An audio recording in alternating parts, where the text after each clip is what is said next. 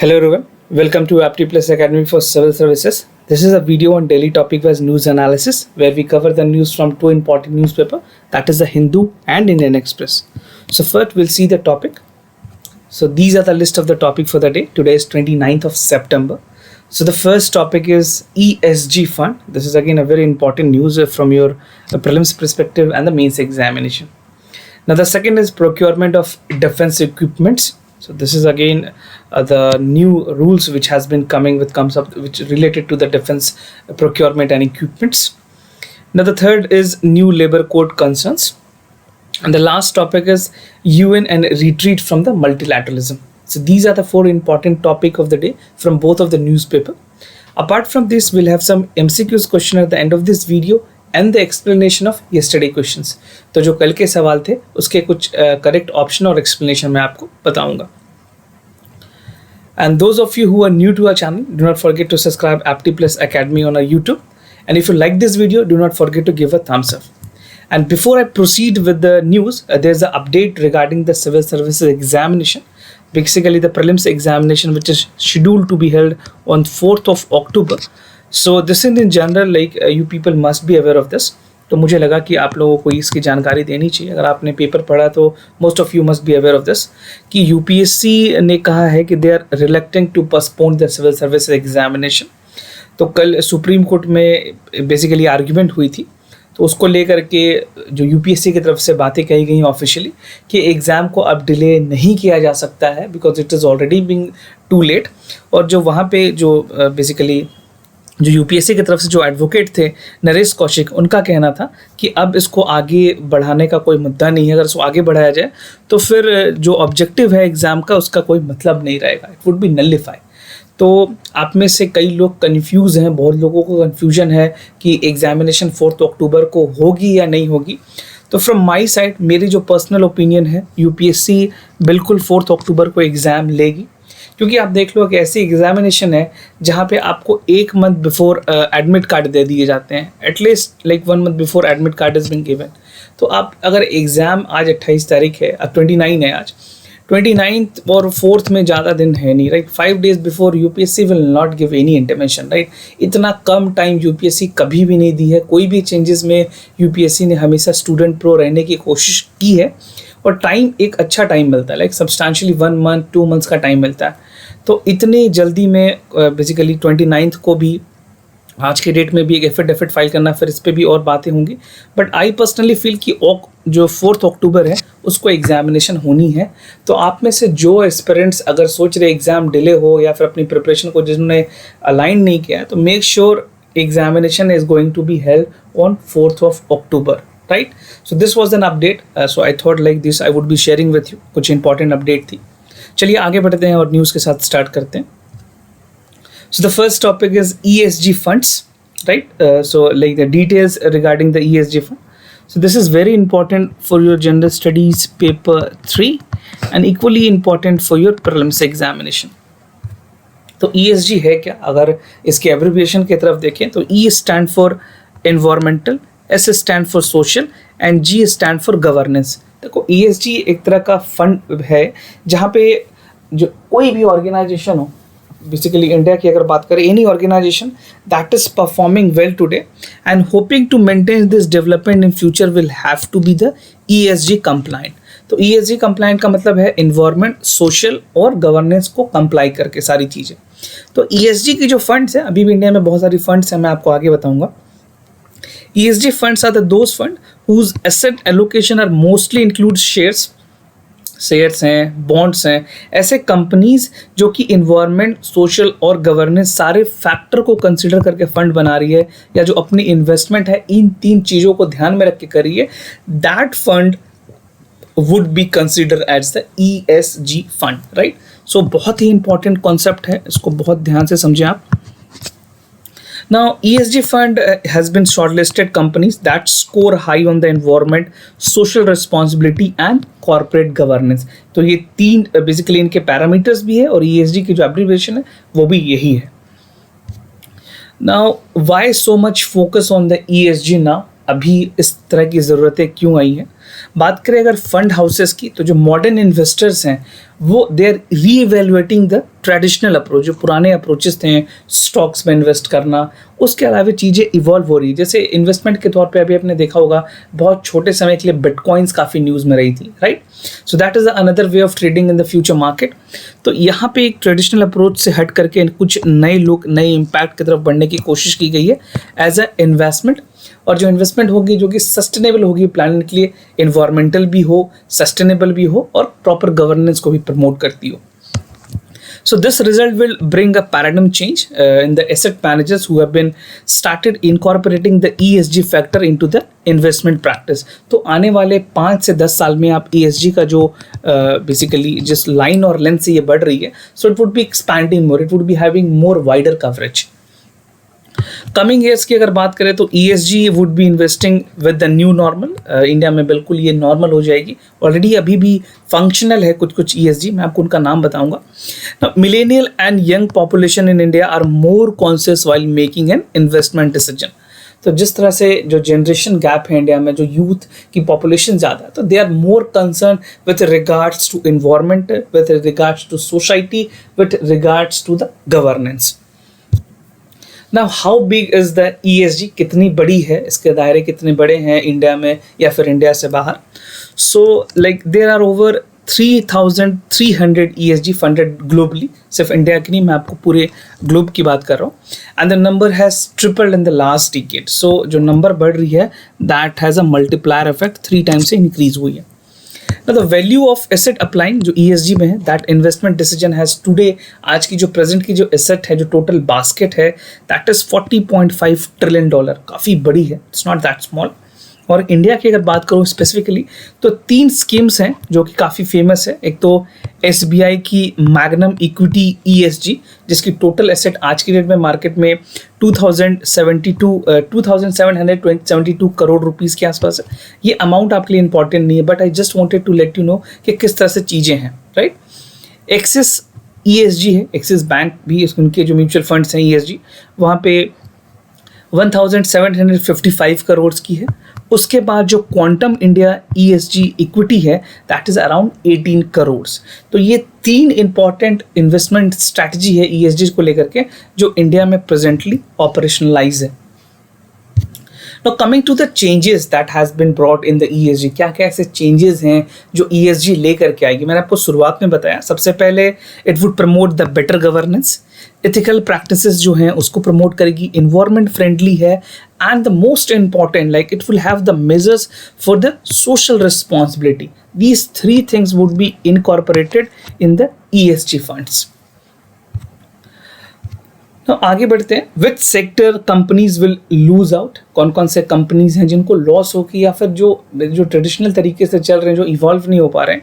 तो सबसे पहले अगर बात करें, जो इंडस्ट्रीज एक्सपर्ट हैं उनके मुताबिक जो टोबैको कंपनीज हैं, right, and the companies that are coal, more into the coal business, they would find it difficult with regards to the ESG sector. और जो टोटल अगर मैं आपको ग्लोबल इंडस्ट्री की बात करूं तो profit per year come up like $35 billion के आसपास है, and this cause nearly 6 million annual death, and investor are going sensitive to this realities.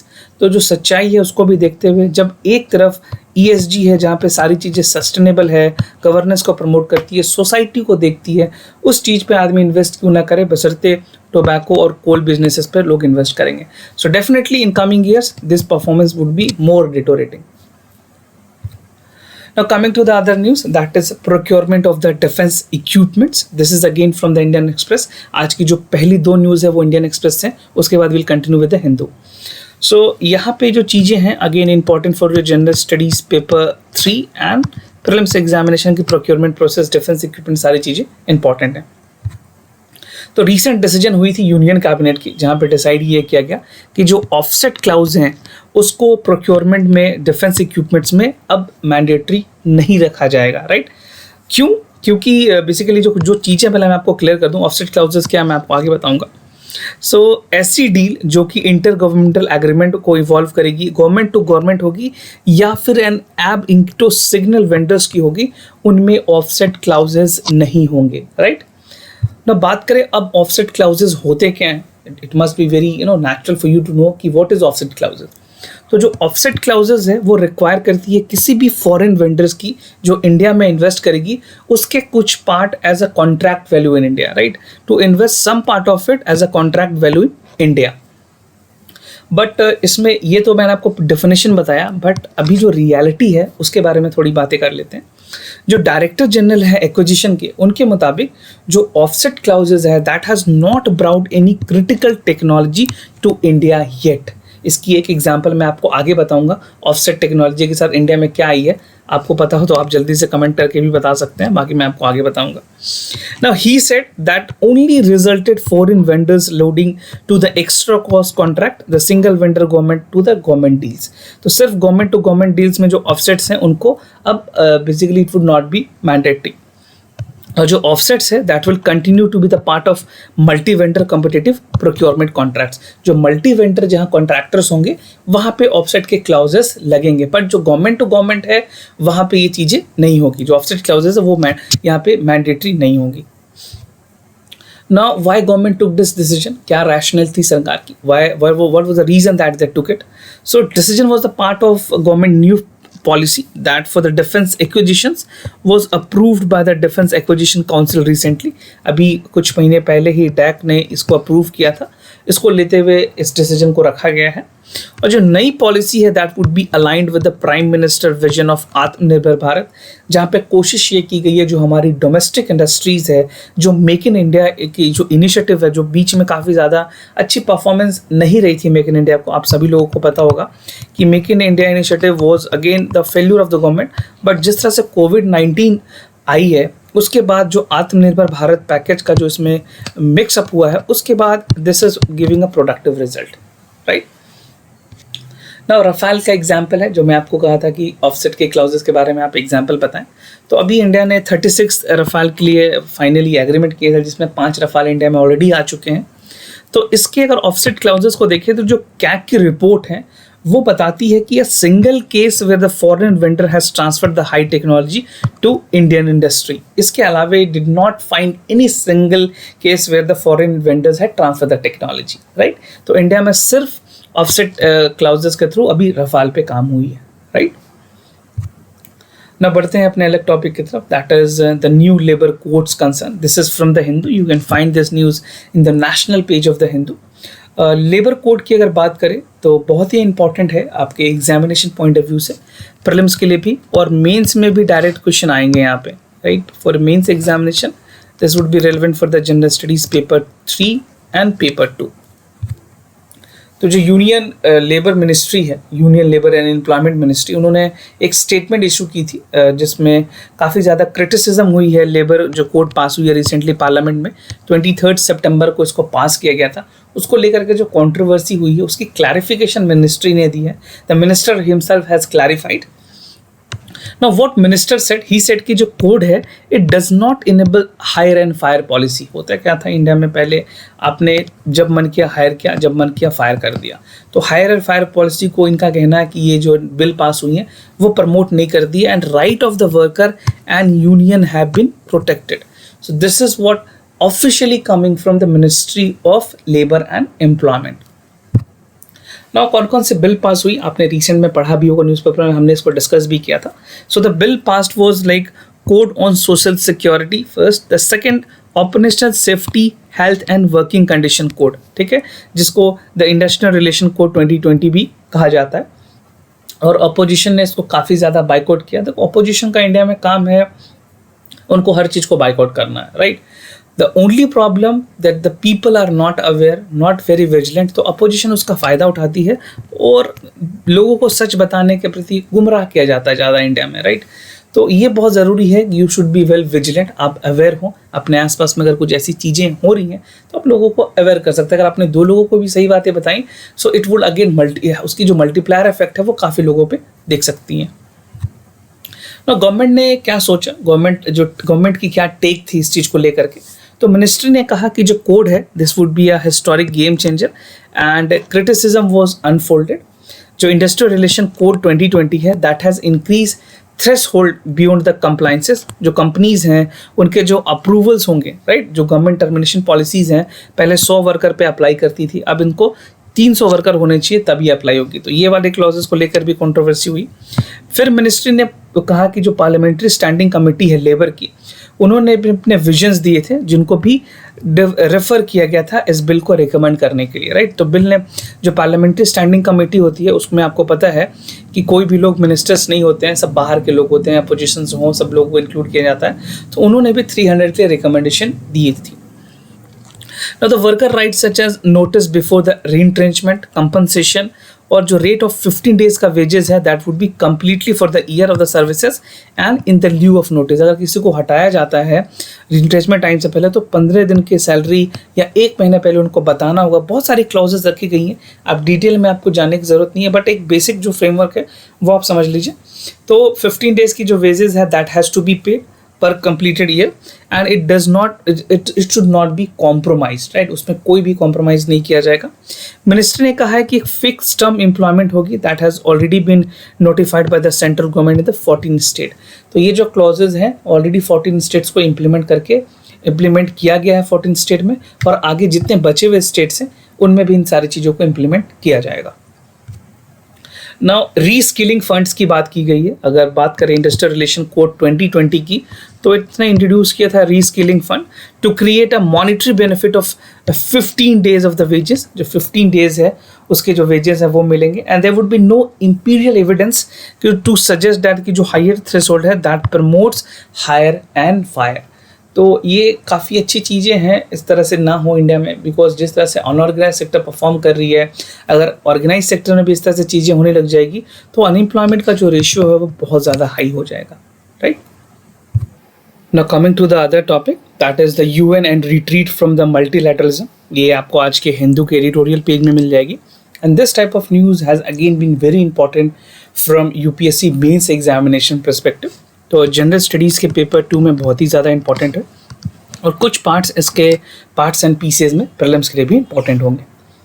तो रिसेंट में जो यूएन की असेंबली है, जो यूएन नेशंस है, यूनाइटेड नेशन, उनके 75 एनिवर्सरी को कॉमेमोरेट किया गया था।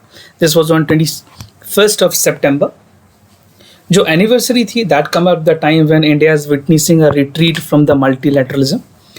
मल्टीलैटरलिज्म से लोग अब हट रहे हैं। बेसिकली बहुत ज़्यादा multilateralism is again something which is not a development friendly, right. And it has also face the unprecedented pandemic. अभी जिस तरह से पेंडेमिक का सिचुएशन चल रहा है इंडिया में नहीं पूरे ग्लोब में, talking about entire world has been facing with the problem. तो इस चीज़ को एड्रेस करते हुए द यूएन के जो सेक्रेटरी जनरल हैं, ही सेड कि the pandemic is like the fifth horseman, right. Fifth horseman is a movie, basically American movie. You can go Wikipedia this. तो he has said this is like a fifth horseman and it has brought the wake of the deepest recession that world can see since 1930।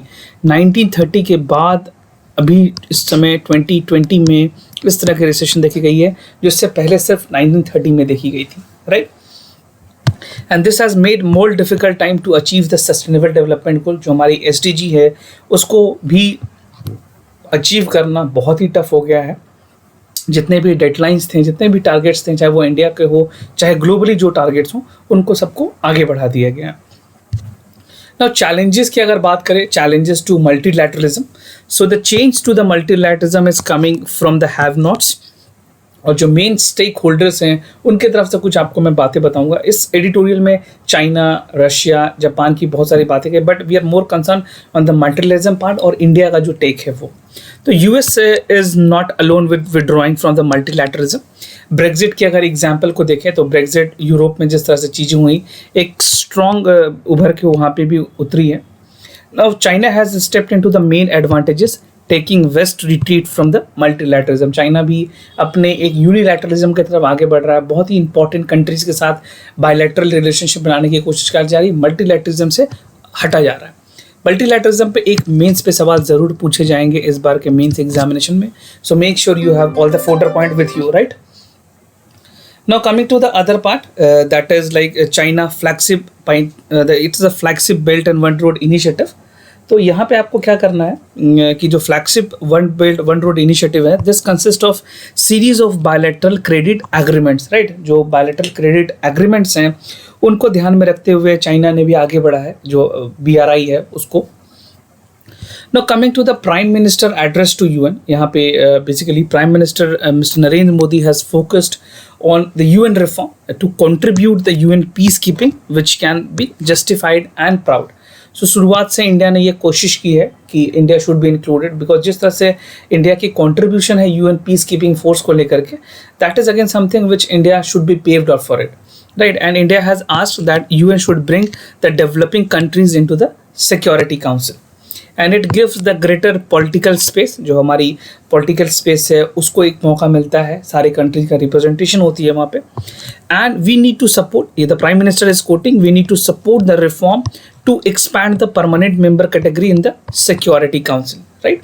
ताकि जो general assembly है या फिर जो UN security council है उसको और एलोबरेट किया जाए, प्रॉपर रिप्रेजेंटेटिव बनाया जा सके। So the retreat from the multilateralism would undermine the UN capacity to face the diverse challenges, right? तो ये प्राइम मिनिस्टर की स्पीच थी जिन्होंने उसको एड्रेस किया। ना कुछ इंपॉर्टेंट हर्डल्स बताए गए हैं यहाँ पे। तो UN सेक्रेटरी जनरल की तरफ से बेसिकली जो वर्क ऑर्गेनाइजेशन है, जो चैलेंजेस हैं उनके तरफ से बातें की गई है। ओवर 40 UN पॉलिटिकल मिशन है पीस कीपिंग फोर्स को लेकर के, जहाँ पे 95,000 ट्रुप्स जो हैं, पुलिस और पर्सनल सिविल पर्सनल भी अलग अलग जगह पे डिप्लॉयड है by UN peace keeping forces. और there is an outstanding assessment to the contribution 1.7 billion peace keeping forces के लिए फाइनेंशियल ईयर में हर साल की जो बजट है वो एलोकेट की जाती है। And most humanitarian assistant development work budget specialisation agency based on the voluntary contributions. And they call for the increasing the public private partnership. ज़रूरत है कि जो प्राइवेट पार्टनरशिप भी इसमें इंक्लूड किया जाए, क्योंकि जो फंडिंग है इट इज़ गेटिंग टफर। जो अगर मल्टीलैटरलिज्म से लोग हट जाएंगे तो private funding would be the another option, it would be left, right. तो UN ने कहा UN provide for public goods in terms of peace and development, and it's often remote part of the world. जो भी remotest part of the world हैं उनमें UN कोशिश करती है कि पीस कीपिंग प्रमोट किया जाए, चाहे वो अफ्रीकन कंट्रीज़ हों या फिर और भी इंपॉर्टेंट कंट्रीज़ हों, सारे जगह पे कोशिश होती है कि the development should prevail. And there may be enough appetite for the part of the corporations, right. जो PPP मॉडल पे अगर इनको इनकॉर्पोरेट करेंगे तो बहुत सारी ऐसी कमियां हैं जिनको दूर की जा सकती है, right. So these are some of the important hurdles that can be taken care of. Now coming to the answers, जो कल के सवाल है उसके आंसर्स मैं आपको बता दूं। So the first question here, the correct option is C. दोनों statement correct है, that the Brahmo Samaj has issued the widow remarriage high on the agenda and did not much to popularize it. Second statement भी correct है, that the Pandit Ishwar Vidyasagar has the principle of the Sanskrit College Calcutta in the Hindu Remarriage Act 1956 which legalized marriage, और बाद में इसको basically पास किया गया था government. तो Vidyasagar cited the Vedic text to prove Hindu religious sanctions with the widow remarriage. You can read more of this in the NCERT or Spectrum, whichever book you have. You can read the detail about this, right? Now the second question here, the second question is like correct option here is B. That statement 1 is incorrect. That the peaty soil content the dead and organic matter of this area. This give rich humus content to the soil, and organic matter even have 40 to 50%. And the second statement है वो correct है. They are found in the area of heavy and high humid area with good growth of the vegetation. And these soils are normally black in color, and many places they are alkaline also, right? तो कुछ area की बात करें northern में तो Bihar, southern में Uttaranchal basically and southern part of Uttaranchal, coastal region में waste Bengal, Orissa और तमिलनाडु में पाए जाते हैं। सो NCERT क्लास 11th की बुक है, उसमें आप डिटेल में भी चीज़ों को पढ़ सकते हैं। Now let's move ahead to the today's MCQs question of the day. So the first question is coming from Indian polity. Consider the following statement with reference to executive power of the president. All executive actions of the government of the India are formally taken in the name of President of India. It can declare any area as a scheduled area and has a power to respect administration scheduled to the tribal area. So you have to check the correct option A, B, C or D. Whatever you feel is the correct answer, you can write us in the comment section down below. Now coming to the second question from the culture, consider the following statement about the artist of Bhimbetka. So the favorite color of the artists were white and red, and the paints used by artists were made for grinding the rocks and minerals. So choose the correct option: A, B, C, or D. Whatever you feel is the correct answer, write your answer in the comment section down below. And if you have any additional information regards to Bhimbetka, you can also share that with us, right? And if you have any other concern, do let us know. We'll be more than happy to assist you. For time being, I am signing off. Wish you all the best. Stay home, stay safe. Thank you so much.